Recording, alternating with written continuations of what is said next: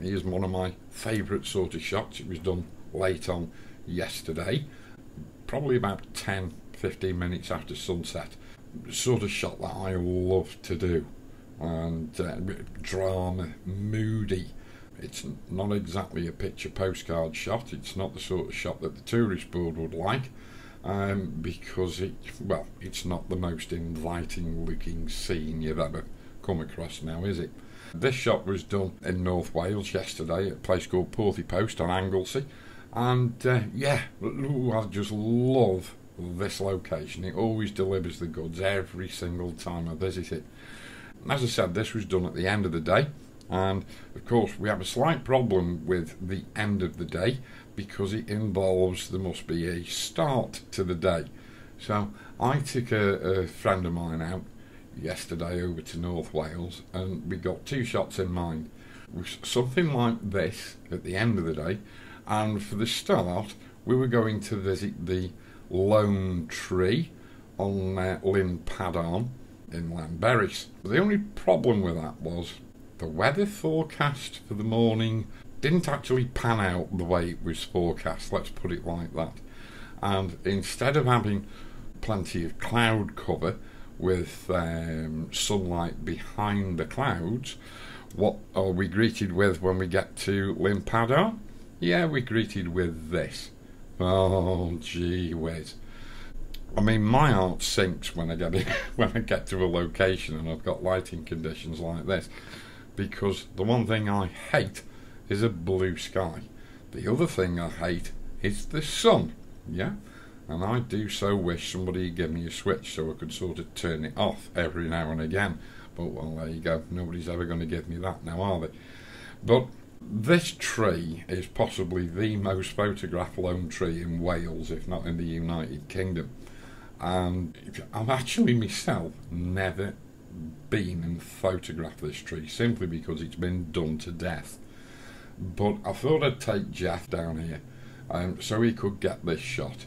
And of course Jeff's all excited. He thinks the place is wonderful, though he's not too keen on the canoeists, as you can see them here.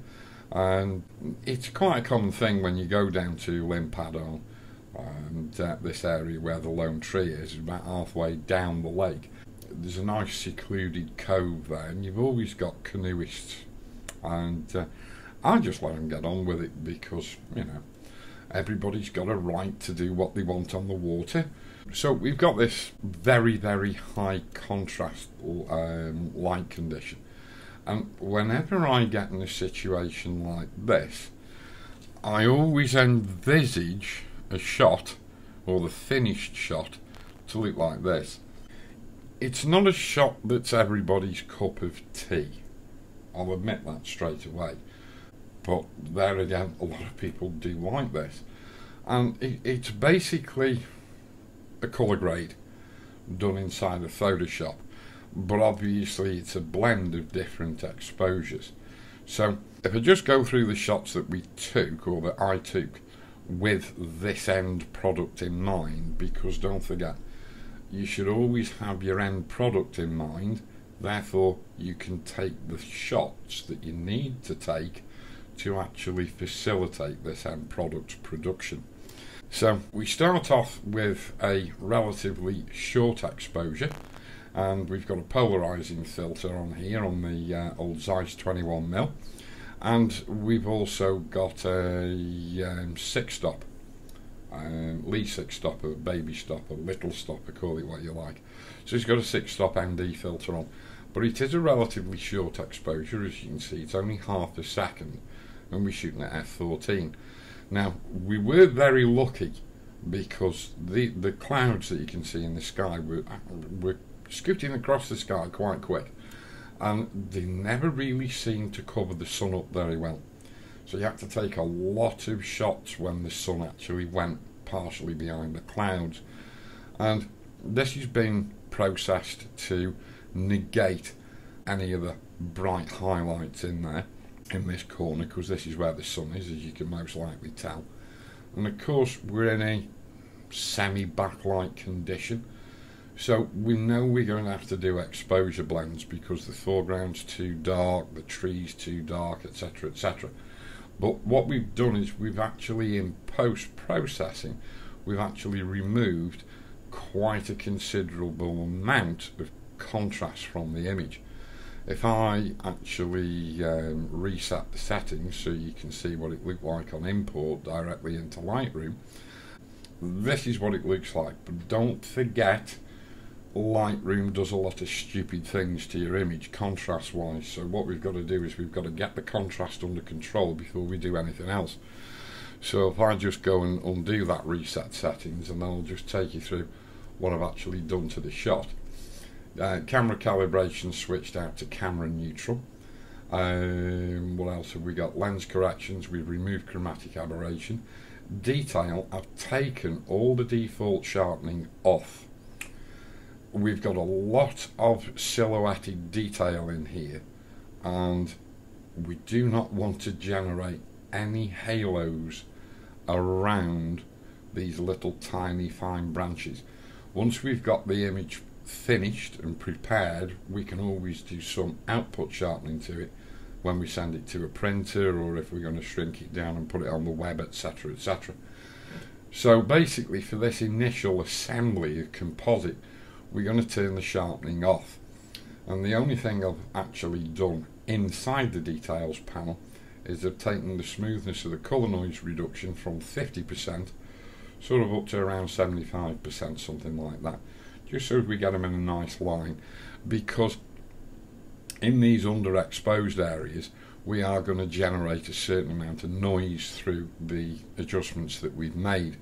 And luminance noise I'm not so bothered about, but colour noise, we need to really smooth the colour noise out, because if we don't, we might just run the risk of picking up some colour shifts in these darker areas, and also on the trunk of the tree. So basically all I do is I just smooth the colour noise out, rather like that, and we get an acceptable image. So moving further up, we've got no split toning, we've got no HSL adjustments. The tone curve is the normal sort of slightly subtle inverted S-shaped curve you'll get when you do what I call a process version swap. Then our basic adjustments are, we've actually warmed the image up just a little bit. We've added a stop's worth of exposure, which will throw noise into the image. We've taken down the contrast. We've taken down the highlights quite dramatically. We've opened up the shadows, now putting a big negative adjustment on the highlights and a moderately positive adjustments on the shadows is actually going to A, create noise, and B, create a little bit of haloing just around the edges. But we'll come to that later on in the processing. Whites we've left alone, and blacks are up at plus 25. So that's basically all I've done to this image. Then what we've done is emulated those sort of settings to a degree on our foreground. Now the foreground looks okay in this shot, it's nice and smooth. This is about a 15-second exposure, but of course it's a little bit bright behind the tree, and we've got this big glaring highlight, this blown highlight in the water. So when we actually find ourselves in a situation like this, we need to shoot frame after frame after frame after frame after frame, and I've probably got about 100 frames from this scenario, just to try and capture better highlights in the water. If I take this shot that we had before and go to the main shot as I'm going to use for my sky, the actual sky is quite towering on the left hand side, and you can see that the sky is reflected in the water, so we've got a certain amount of reflection symmetry.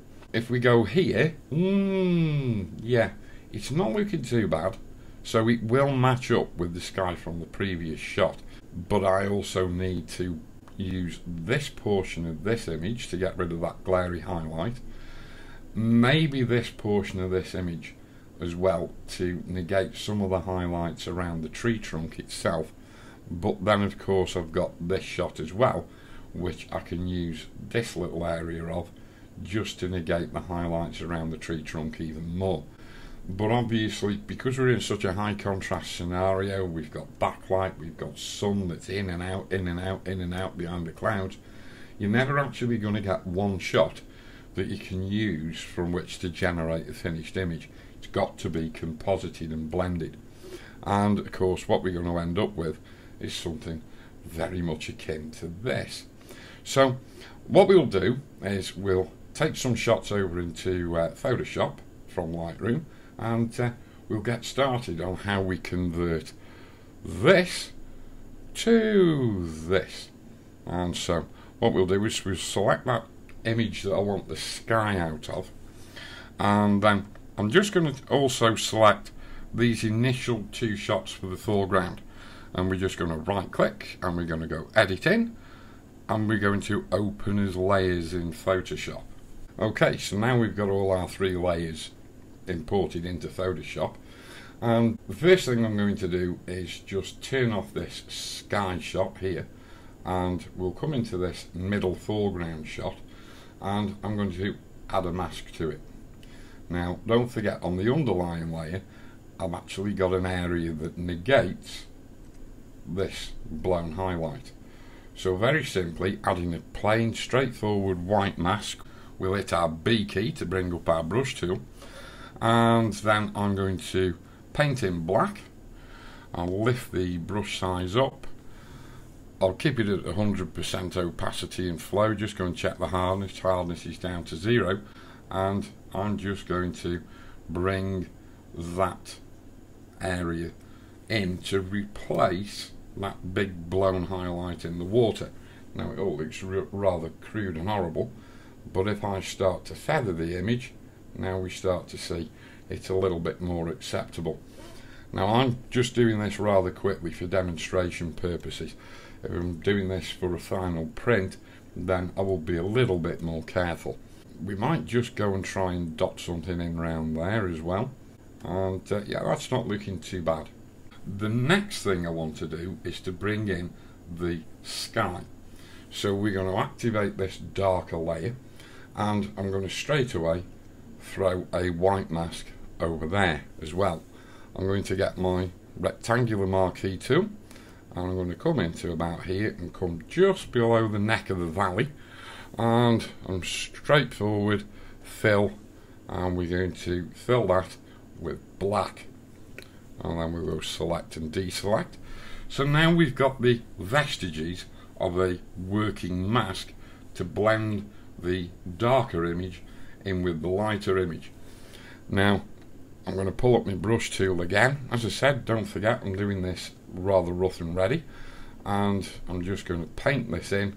I'll actually bring the size of the brush tool down, and just want to nullify that edge there, and I'll just scribble in. I'm not going to do anything too precise here, and we'll just get that to about there, and then all we're going to do is just feather that mask out, and we just feather it out a little bit more, and there we go. Now we've got a nice graduation between our darker sky and our lighter foreground. It's not very difficult, is it? The next thing we're going to do is I just need to lighten this tree up a little bit. Now obviously it's going to lighten the entirety of the remains of this top layer here, but we are going to get an adjustment layer. It's going to be a levels adjustment layer. We're going to hold down the Alt or Option key, and we're going to clip it to this sky layer, and all I'm going to do is get my mid-tone slider and move it slightly to the left, rather like that, and we'll class that as done. And you know, I mean, if we go up to 100%, bear in mind none of these input images have got any sharpening on them at all, and you know, it's not looking too bad. The essential for doing this sort of shot is no wind. The subject just must not move, and as luck would have it, even though the clouds were rushing by, there was no wind down on the lake. So if I now come back out to a fit to screen view, I'm now going to bring it to bear on this image, something that not a lot of people seem to take any notice of, And as I said to you before, when I previs these final images, when I see the scene, you saw the image that I was pre-visualizing, and basically it's a simple color grade, and we can find color grading as an adjustment layer just by simply pulling up the adjustments and going here and just clicking on there. And now we can see we can load up a 3D lookup table file, and preloaded into Photoshop is a very, very useful little 3D lookup file called Drop the Blues. And if we click that, now look at the image. Wow! So there we go. And that's the basic processing of the image. Now we need to go and finesse it just a little bit. So the next thing we're going to do is scoot off back into Lightroom, and I'm going to pick up this other image here, the one that's got the slightly better highlights at the back of the tree. And what we're going to do here is right click, and we're going to go edit in, and we'll go edit in Photoshop, and there it is. And the simple thing we want to do with this image now is drag it into this previous image that we were working on, but I don't want to drag it in at the top. I actually want to drag it in above this layer here. So I'm going to activate that layer, come back here, pull up my move tool, I'm going to click and drag onto this previous image, hold down the shift key to drop it on in perfect register, and Bob's your uncle. And now what it's done, it's dropped into the image as a compositing layer, but it's dropped in underneath this color lookup adjustment that we made to drop all the blues from the images. So basically all I'm going to do is hold down the Alt key to add a black mask so we can't see it, and I'm going to hit the B key to pull up my brush tool. I'm going to go and make sure I'm painting with white, and inside that black mask I'm just going to reveal those slightly darker areas inside the actual highlights themselves. I'm just going to feather that mask out just a little bit, take it over till I start to see a change, and then just back it off just a little bit, rather like that. So there we go, there's our final processing. Now the other thing about this image is, if I blow this image up to 100% and I scoot across here, we've got this ethereal ghostly canoe here. Well, he's not actually in this third image. So what I'm going to do is actually reactivate that mask, but we have a problem. I can't actually remove this canoeist from this particular layer because it's already got a highly feathered mask on it.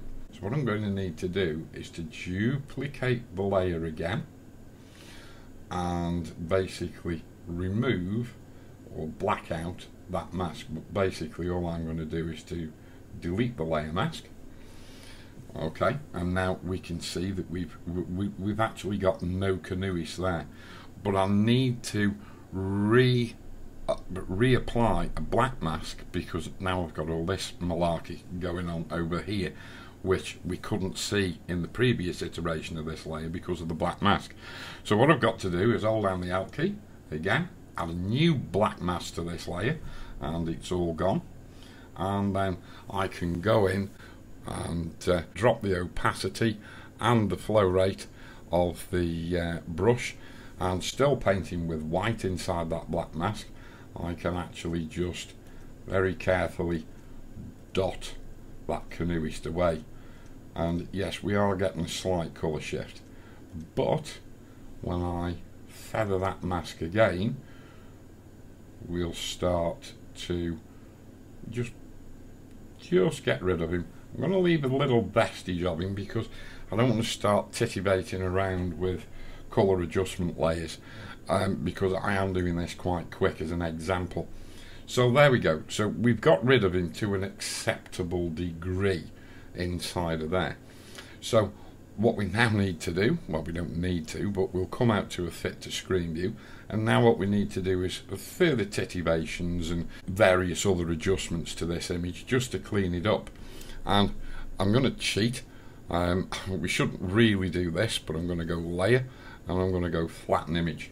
And there we go. So now we've made the file an awful lot smaller. And what are we going to do? Let's go up to 100%. And the first thing I need to do is to come across to here, and I need to get rid of this, which is another canoeist, and then I also need to get rid of this, which is some sort of waterproof bag that they keep throwing in, and then another canoeist will come and retrieve it. So there you go, probably some sort of life-saving drill, I don't know. But I'm just going to get my spot healing brush, and I'm just going to paint across there with a quick scribble, and yeah, that seems to have done a good enough job there. Maybe I will go and scribble with the spot healing brush there, and let's just see what that's done. I might just take that little strip of green out. Ooh, we've created more problems than we've gotten rid of, and then I might just do that for there, and do it over there as well, and do it there as well. And yeah, the thing about the spot healing tool is you have to keep using it on the same area sometimes to clean up the image properly. And yeah, overall I think that's looking not too bad. But now what I need to do is just go and check this edge, because you can see it's got a bit of a glow to it. And so what we'll do is we'll pull up the magnifying tool, and we'll go and view it at, what's this, 400%. And you can see it's got a bit of diffraction, and there's also in places some very, very faint pixel artifacts. So what we're going to do is clean up this edge, and we're going to clean it up with the clone stamp tool. Very simple. I'm just going to change the orientation of the brush so it's sort of running parallel to the edge, and very simply we'll sample from here, and we've got the aligned option ticked, so that means that the sampling point will move with the brush. And all we're going to do with the flat edge of that brush is just stroke across the edge, and if you can see we've got sort of a white halo coming through. Now don't forget, these images have got zero sharpening applied to them, and we're already generating some sort of halo artifact.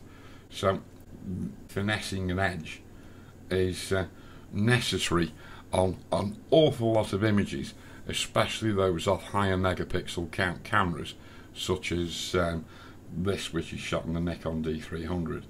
D300, what am I talking about? D800E, stupid boy. So we're just going to just titillate this edge just a little bit. I'm actually going to do quite a rough job on it, because as I keep saying, we're doing this for demonstration purposes. And you have to be careful, because when you titillate these edges, or finesse these edges I should say, because not everybody around the world knows what the titillate means, but you will have a tendency to sharpen the edge. So you don't want to make it overly sharp, and we'll just keep stroking down here. Okay, and come up and just get into that corner there, and then we'll sample from there, and we'll just come in and sort of stroke down that edge there. That's gone a bit sharp, but no matter. And then you can see we've got an artifact on that edge there and all the way down here. So what we need to do is sample again from maybe around about here, and then just move straight across and then paint downwards. And because we've got this aligned option ticked here, you can see that the sampling point is actually following the brush, and all we do is very gently clone away. I don't know why my monitor keeps flickering like that. We had an update for the El Capitan operating system the other week, and ever since I applied that update, it's actually been flicking on and off every now and again. I don't know why, but well, there you go. Maybe somebody can tell me. Yeah. And we'll just come along that edge. Shouldn't eat into it that much. I'm being a naughty boy because I'm doing it in a hurry. It's not looking too bad down here, but we'll just follow it round and just look to see if we've got any more artifacting. No, I'm going to call that done. Ordinarily, as I said, if I was doing this for an archival image, or I was doing it for a print, I'd be a little bit more careful and I wouldn't be quite so hurried. So there we go. There's the image, pretty much done. It's sharp, everything's in perfect register, and we've got this lovely, subtle, pastely toned, slightly ethereal looking colour grade effect applied to this, what is ostensibly a 4-shot composite of one scene. Okay, so we've saved the image out of Photoshop, and here we are with it back in Lightroom, and we might just go and make a couple of quick little adjustments to it. From a compositional point of view, I'm a little bit too far to the left, just a little bit. I could have done with being about 6 feet further round to the right, then that would have enabled me to lose these trees here on the right hand bank of the lake. But I've got Jeff there, I put Jeff there, best position, as you would, because Jeff comes from Birmingham and he's a picky blinder. You don't argue with picky blinders. So I've left Jeff there, and yeah, as I said, I could have done with being a little bit further round to the right. But what I would want to do, I want to crop the image. It's a little bit sort of lost, there's too much at the bottom here. So I think I'm just going to stick this into a straightforward 8x10 crop, and I will actually just pull it down so I've got all the sky in at the top, and we'll go ahead and click done on that. I think what I'm going to do is just add a little pinch of clarity, not too much, about 10, 15, something like that. Then I'll just go and pop a graduated filter in from the bottom to the top. Well, not from the bottom to the top, but from the bottom to the sort of top of the valley. And we'll actually just turn down the highlights a little bit more, and then maybe scoot the bottom of the filter up. Just trying to sort of dumb down these odd highlights a little bit more. I could, in actual fact, do a lot better job on those highlights. I might just actually drop the exposure a little bit, and then drop the contrast a little bit too. And there we go. I'm quite pleased with that image, seeing as it was a rough process for demonstration purposes. And when you think that we've obtained, well, better go and click done on there. When you think that we've obtained this image from ostensibly that scene, we've not done too bad, have we? Not really. So there you go. That's the end of this short lesson. Hope you like the video. If you do like it, go and give me a like. If you don't like it, yeah, press the dislike button if you like. But do you think it makes me take any notice? Do you think it upsets me? No, it blooming well doesn't. So if you want to see more videos, don't forget, click the subscribe button and click the ringety-tingety bell thing to get a notification next time I put a video up. So there you go, as I said before, hope you've enjoyed this, hope you found it useful, and I'll see you again soon. Toodaloo.